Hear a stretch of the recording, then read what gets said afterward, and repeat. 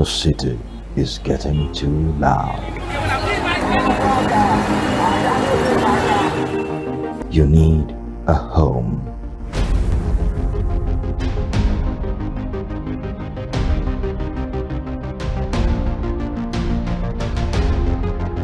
Home is love,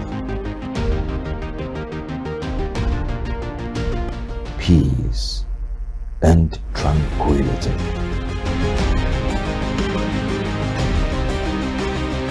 Home is Housing TV Africa. Housing TV Africa, your first in housing news. Hello and many thanks for joining us. This is the program Inside the Real Estate. It's a program where we brainstorm and discuss on some topical issues as it concerns real estate business as well as property management in Nigeria. I'm your host and my name is Abdurrahman Umar. On today's special edition of the program, we will, among other things, be discussing housing affordability, its challenges, and how best we can try to find a solution where our workers as well as Nigerians can be able to afford a house of their own. And on today's programs, I'm joined virtually by Prince Akintoye Adeoye, who is the incoming president of REDAN. We'll be right back after this quick break, and then the conversation will continue. Please tell us.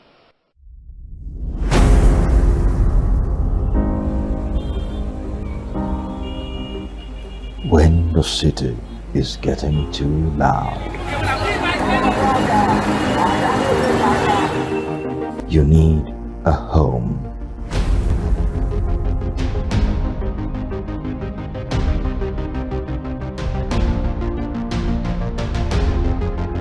Home is love,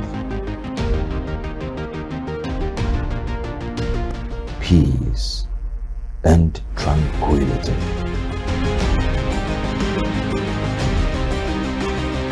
Home is Housing TV Africa. Housing TV Africa, your first in housing news.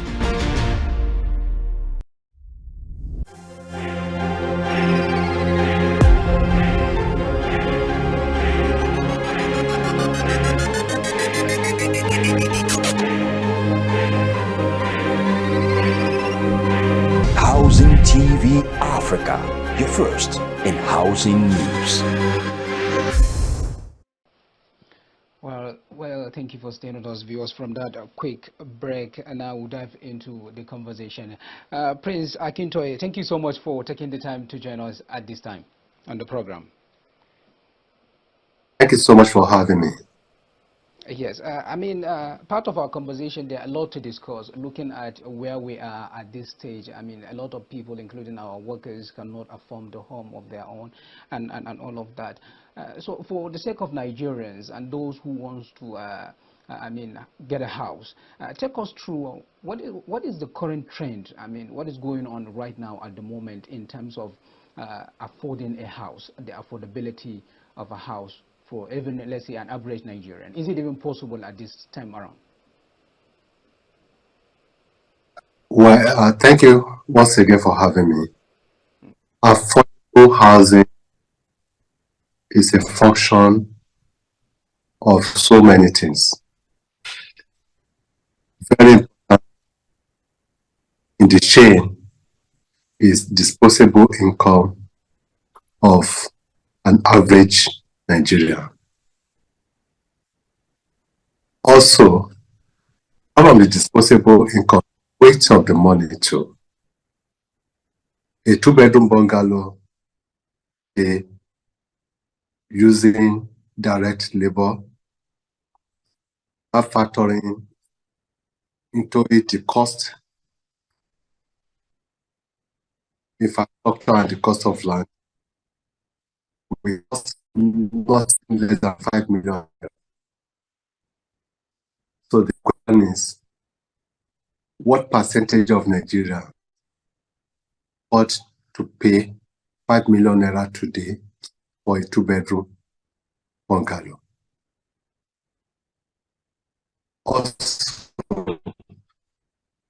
who have over 90 million of Nigerians below the poverty brackets. These are people that spend less than $1 a day. Even their income is less than $1 a day. So affordable housing is still like a mirage. And I don't think that it is something that's available in the market today. That would be my take.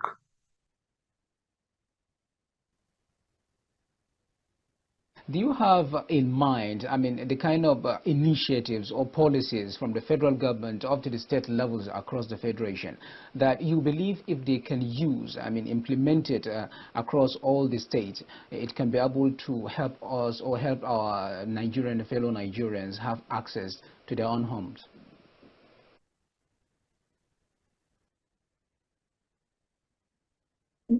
You see, it is about choices.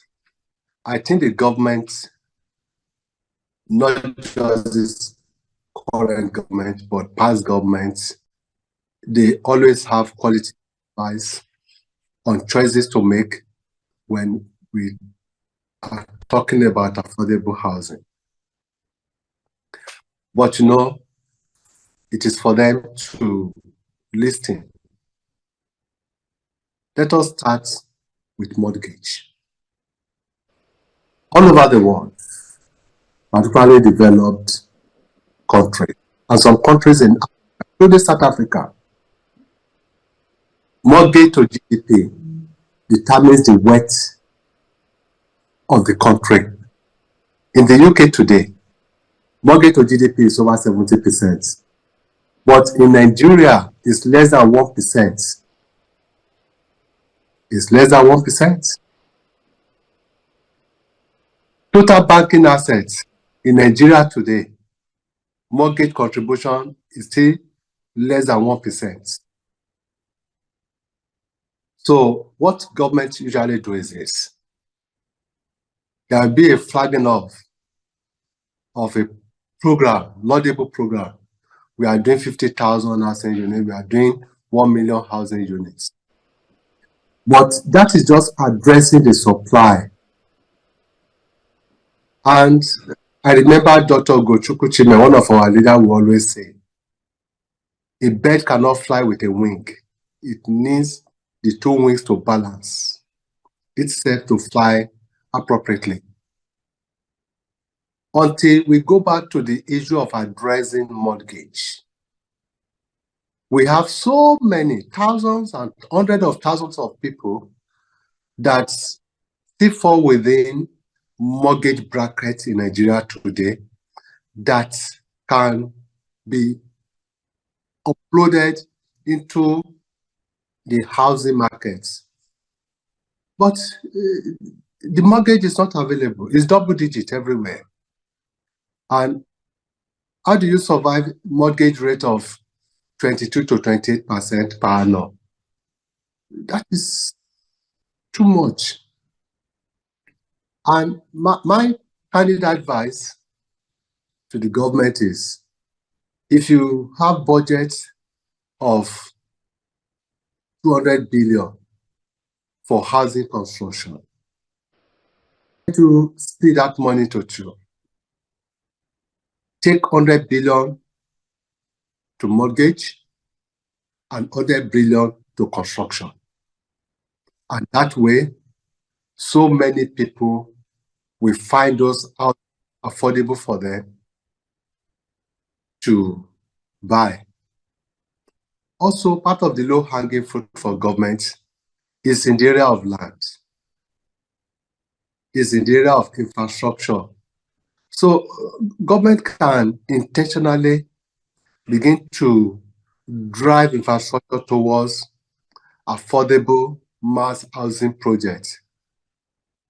So if government is providing infrastructure and government is providing land, then the cost of construction will go down. And another low-hanging fruit for them is in the area of bulk purchase of building materials. Bulk purchase of building materials. And all this put together, the icing on the cake today is that we have more than sufficient number of developers that are available in the real estate ESCO space that can handle this project for government. But if government chooses to continue to engage one developer to deliver 10,000 housing units, I've never seen it work before in Nigeria.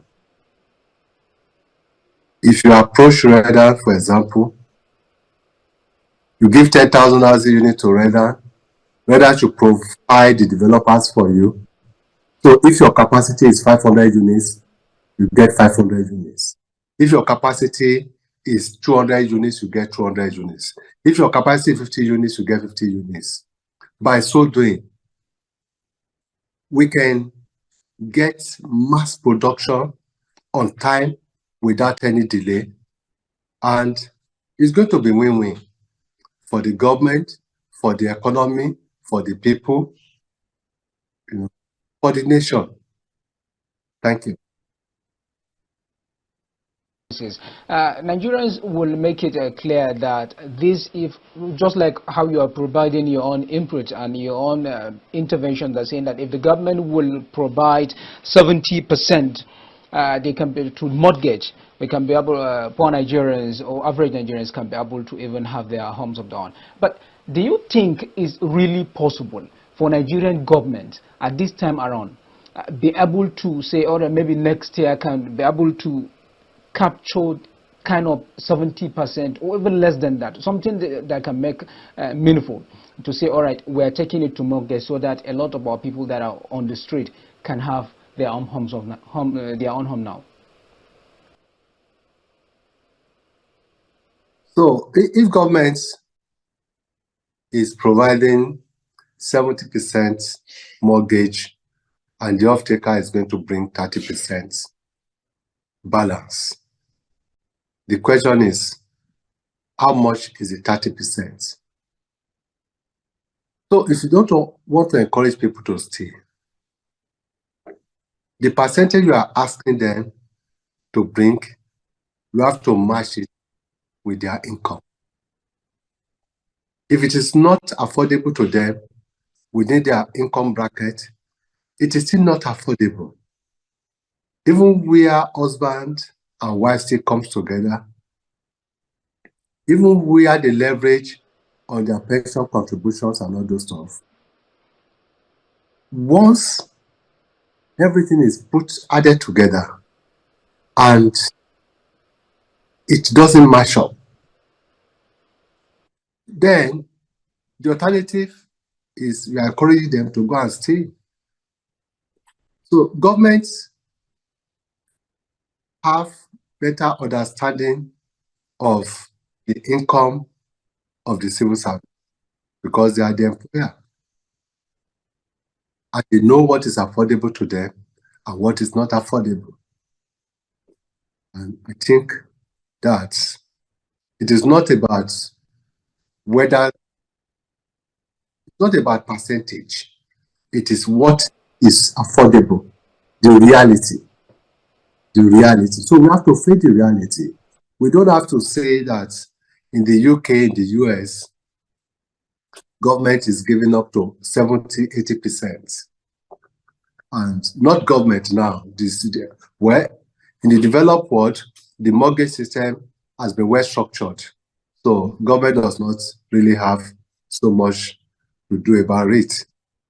But for the purpose of our discussion, even where you get up to 80% mortgage in some countries, it is not still affordable to some categories of people. But the good thing is that some people will still have access to it. But what we are even saying is that can we have access? Can sizable number of people, can we work towards taking the percentage from less than 1% even to 5% in the next 2-3 years? That would be a great milestone. Can we create mortgage, That's exactly what I'm talking about. You, at the course of our conversation, you were able to mention our civil servants. I mean, in Nigeria, some are saying that part of the reason why we are dealing with corruption at this level is because a lot of civil servants that served Nigeria all their lives for over 30 years, they will finish service and they will have nothing to show. They will be moving from one rent to the next. Do you think that if the government can focus their energy into addressing this level, or bringing in a lot of these initiatives that you are talking about, can drastically help to reduce corruption in our public sectors? Well, it's not just even corruption. It will reduce poverty, banditry. It will reduce out of good population of children. It will affect mortality rates. It promote good health, good well-being. You know, when you have a house, you wake up in the morning from your own house, and after the close of work, you are going back to your own house. The psychological effects will boost your productivity, and your self-esteem too somehow will be affected. If there is anything possible, if there is any sector that government should focus on, is housing. See, when Obama became the president of the US, the economy was not very good. But the first thing was that he said, I will build America out of recession. So they pump money into infrastructural development and housing, then industries. But in Nigeria, we give money to other sectors. But the one that has capacity to create jobs, the one that has capacity to boost self-esteem is real estate. It's real estate. And the earlier the government start focusing on real estate, the better for the economy. We can build Nigeria out of this poverty. You know, if you have built a house before, you will find it difficult to set fire on another person's house because you know the pain and what it costs to build one. But if you sleep under the bridge, it's very, very easy to set fire on a skyscraper. And that is what we are talking about. That's the psyche of the people to be boosted, to recognizing themselves as human beings. Let's look at this. We have issue of corruption, we have issue of insecurity, which are the two present problems that we are facing at the moment in this very critical time. Do you feel that even when it comes to the issue of insecurity, which our unemployed youth, some are saying is because they are not into work, I mean, that's why most of these bad eggs are being recruited into banditry and everything. How do you think in terms of, is government really using Nigerians' manpower, perhaps engineers, builders, to build most of our structures? Because when you look at it, some are saying that Nigerian governments are in the habit of going abroad to go and bring contractors to come and build something that our own engineers or our own builders can do, so there are real estate agents and developers as well. Do you think if the government can actually engage real estate developers as well as engineers and everything, we can be able to get our youth to go back and work, to go back to work? Well, that is a very, very good question. It's not just about government, it's about all of us. We have been schooled to think that if it is not white, if it is not foreign, it is not original. But I remember that I went to the UK for medicals, and because I have access to the healthcare system. And most of the time, people that attended to me actually are Nigerians. And these same Nigerians, they are the ones treating whether you are white, black, yellow, green, irrespective of. But here in Nigeria, we don't value what we have.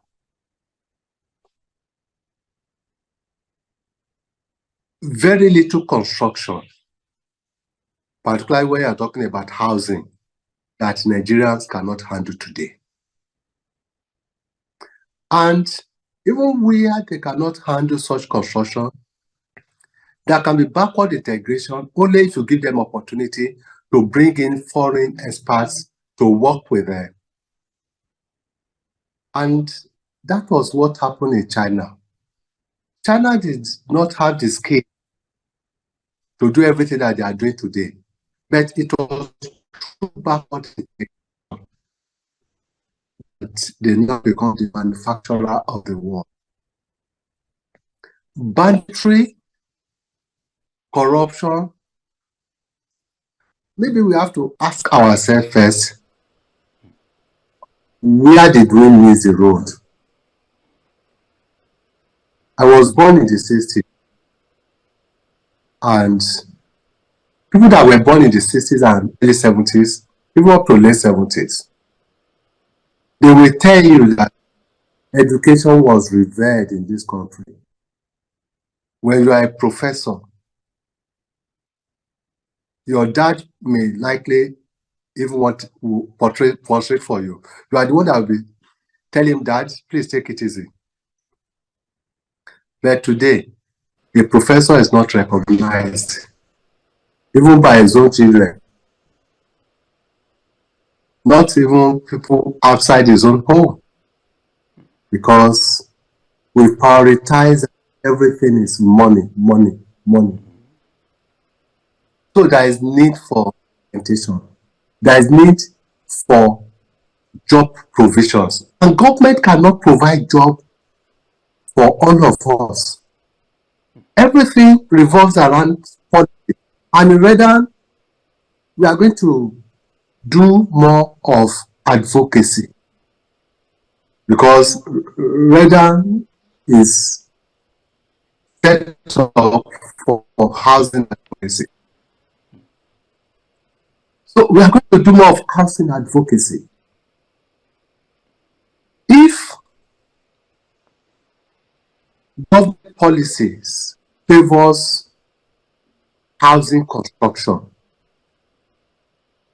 demand and supply sides of the equation, and if we are able to do just 500,000 units every year, which is possible, and it's not a rocket science, we can do it. That will take so many people out of the labor market. Most people that were caught in banditry, when you ask them what pushed them to it, unemployment, poverty. So there are people today that if they have the option of being gainfully engaged and employed and banditry, they will choose being gainfully engaged and employed. What about corruption? When we begin to shape corruption in Nigeria, people will stop it. But do we shape them, or we give them chieftaincy titles, or we applaud them? So if there is mortgage system in place and a civil servant or people working in the even private sector, you can access mortgage and you can have a property that you can pay for 25, 30 years, just like what Federal Mortgage Bank is doing. So we already have a template of Federal Mortgage Bank that we can improve. I've delivered houses for Federal Mortgage Bank, and anytime I go to that and I see these civil servants living in those houses, the joy, the peace, you see their children playing at the sports center, and the kind of joy. So that man does not have any reason to stay to build, because he already has a dwelling for himself. I'm not saying that it will eradicate, but it will reduce. Housing will reduce poverty in the land. It will reduce banditry. It will reduce corruption. It will just check so many things. More than even the value that government will be getting, will even be more than what they thought that they will get. Well, Prince Adeoye, we have a lot to talk about. Let us take a quick break. When we get back, we'll continue with the conversation. And for viewers, please do stay with us. Yes.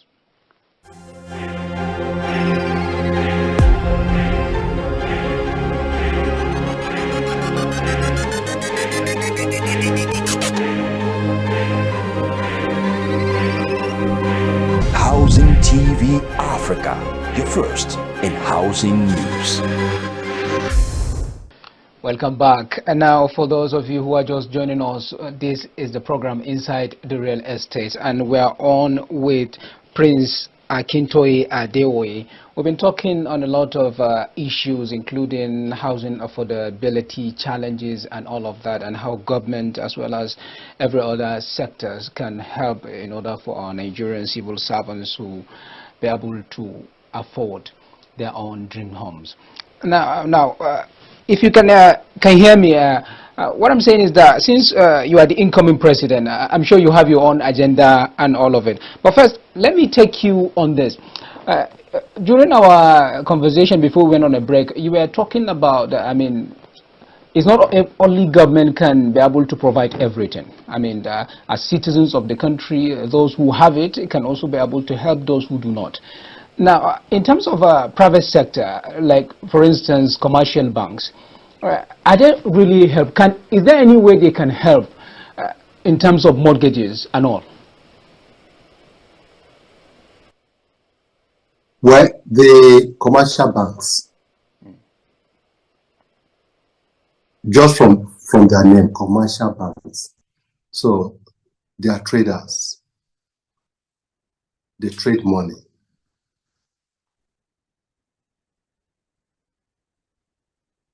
They get this money from Mr. A to give it to Mr. B.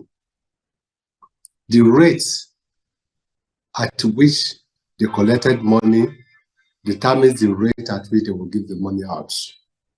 So as long as they don't have access to cheap fund, it may be very difficult for them to give money out cheaper than or at the rates that is lesser than what they are, the rate at which they are getting the money.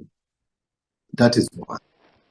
Then secondly, commercial banks, by their nature, their transaction is short, medium term, not long term. Real estate is long-term transaction. So you can use commercial bank to bridge a transaction for a very short term and return the money to them, but definitely not suitable in most cases for affordable housing, because affordable housing have to have a longer gestation than what commercial bank can provide.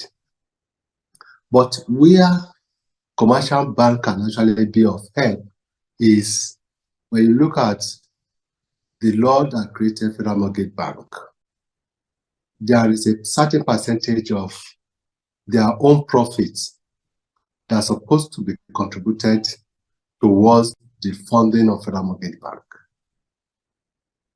If there is a political will from the CBN to enforce that for the benefit of Nigerians, liquidity will be enhanced, and Federal Mortgage Bank will be able to give more, to create more mortgages for Nigerians. And I think if we look at it from that angle, it's going to be win-win. Win-win for the commercial banks and for Nigeria. All right, sir. Let's try and talk about you now, sir. Has it been a dream for you to become a REDAN president? Tell us about it, and what's your plan for the association? Well, I contested the presidency in 2015. I stepped down for the person that eventually became the president. That is one of our leaders, Dr. Gochukwuchime. And so I would say that for 9 years, it has been my aspiration to become the president of the Real Estate Developers Job Nigeria. My vision is to promote positive change and advancement within the sector. You know, just promoting advocacy, technology, ethics, credibility, and discipline.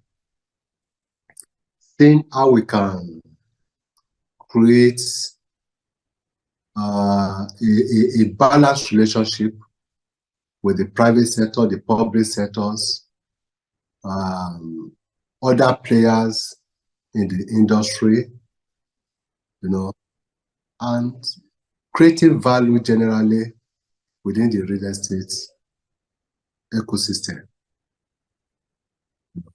So that will be my focus. We need to support the public and the private sector.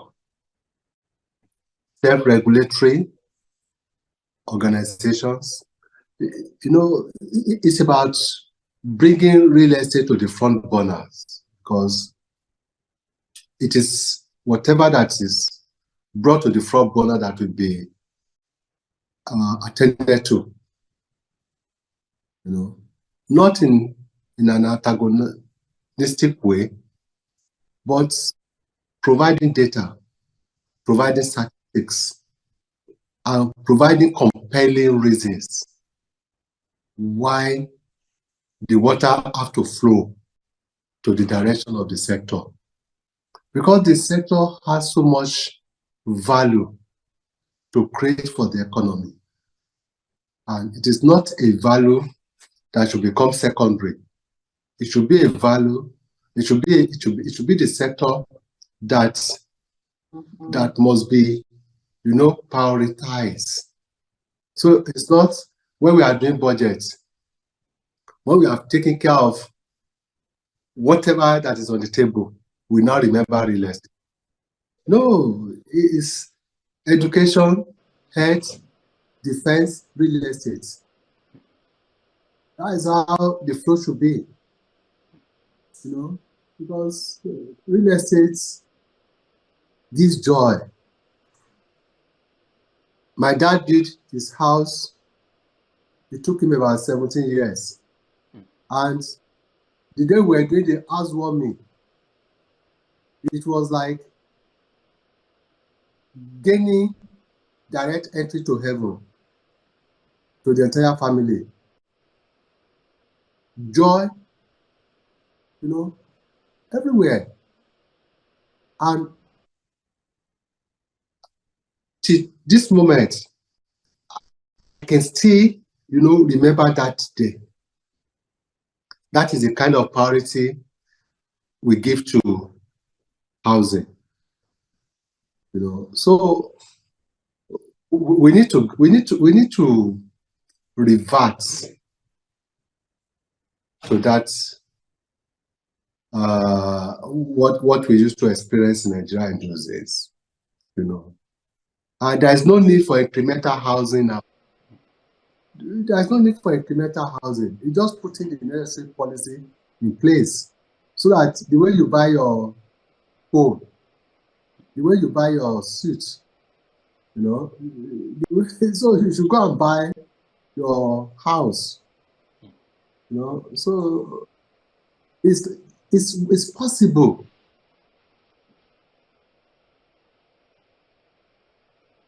All right. So let's look at that. Your annual general meeting is coming up and on. What do you have for the members? I didn't get that, please. Your annual general meeting, REDAN annual general meeting is coming up. Yes. What message do you have for the members? I mean, when it comes to preparation of the election and taking over and all of that. Well, for the members, it is an annual ceremony for us. The AGM is for the 6th REDAN ESCO to render accounts of their stewardship to the Congress, to the members. The ESCO, we are looking forward to that day, and members they are looking forward to it. REDAN AGM is usually something memorable because you have the opportunity of asking questions and putting the Mr. President on the hot seat to render account of his stewardship. And I'm not sure there will be anything that is going to be different this time around, except that this is an election year where there's going to be transition. We're going to conduct an election to all the national offices, and except the office of the incoming president and deputy president, that will not be contested, but other offices are going to be contested. And we look forward to the next phase of REDAN, which will be the 7th ESCO of REDAN. A lot to unpack on these programs. I mean, over the years, REDAN, I'm sure, have been dealing with the issues of fraudsters, quacks who are faking themselves as landowners or land sellers and all of that. But that will be a conversation for another day. I believe our time, we have exhausted our time here. And on behalf of Housing TV Africa, I want to say thank you so much for taking the time to join us on the program Inside the Real Estate. And goodbye, sir. Thank you so much for having me, and thank you for the great and commendable work that you are doing. Thank you so much. Thank you so much. Yes, sir. You're welcome, sir. Well, viewers, for those watching us, it has been an interesting program on Inside the Real Estate on Housing TV Africa, where we dwelled and talked about brainstorm, provide solutions that our workers as well as average Nigerians can be able to afford their own house or dreams house for those that have been serving the government, serving us for many years. We believe it is very important that everyone can be able to have a house of his own one day, and that's why we're here, and that's what this program is all about. Join us next time on Inside the Real Estate, where we'll bring you another topic of discussion that is promising and enlightening. You can also join us, follow us on our social media platforms as well at Housing TV Africa. My name is Abdurrahman Omar, and I've been your host. Goodbye for now.